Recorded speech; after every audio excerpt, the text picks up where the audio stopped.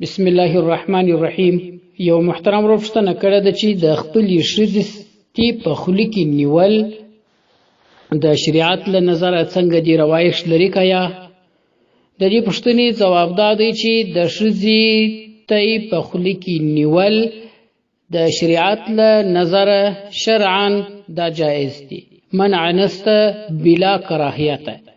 نارینه د خپلې میرمنې پر بدن باندې هر ډول نفع او ګټه اخیستلی سي، خوند ورباندې اخیستلی سي.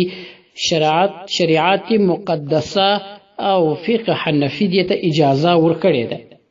خو دونه مسئله ده که چیرې د ښځې ادب دی په تویو کې شیدې نه وي، د په خوله کې نیولی سي، زبېښلی یې هم سي، او که چیرې په تویو کې شیدې وي بیا یې زبېښلی نه سي او په خوله کې نیولی سي.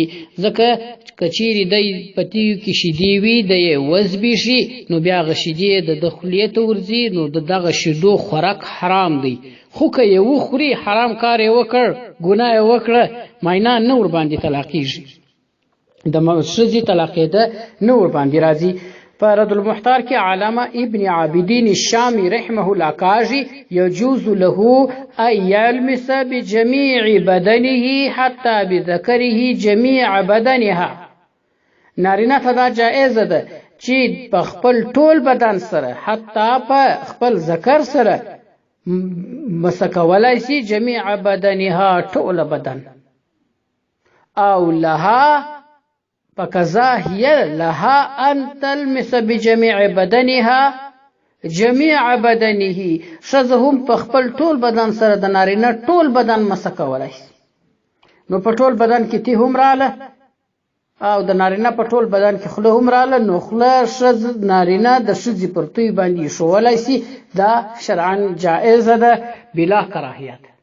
خو شیدې رودل هغه ورته حرام دي.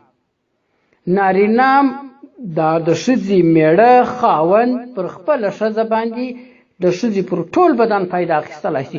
یو لواطت د ښځې سره کول دا حرام دي، سخت حرام دي، داسې سخت حرام دي چې الله جل جلاله د قیامت په ورځ د رحمت په نظر و دغه لواطت کوونکي ته نه ګوري. همدا ډول دا یو ستره بېننګي او بېغیرتي هم ده، دا ناپاکي هم ده، او دا د مروت او د غیرت خلاف کار دی.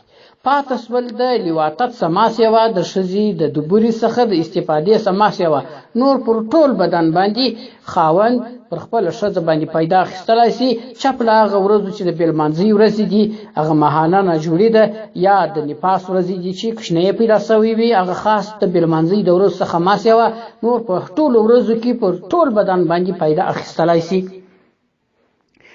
رد المحتار اول جلد 293 صفحه. همدا ډول دغه مسئله زموږ د فقه مشهور او باوري کتاب فتاوا علمگیریه په اول جلد 9 صفحه کې راوړې ده. همدا ډول بحرایق اول جلد 343 صفحه. حاشیه تحتوی على در المختار اول جلد 150 صفحه. دغه مسئله دو کتابو هم راوړې ده. دا ډول فتاوا محمودیه 24 جلد 292 صفحه.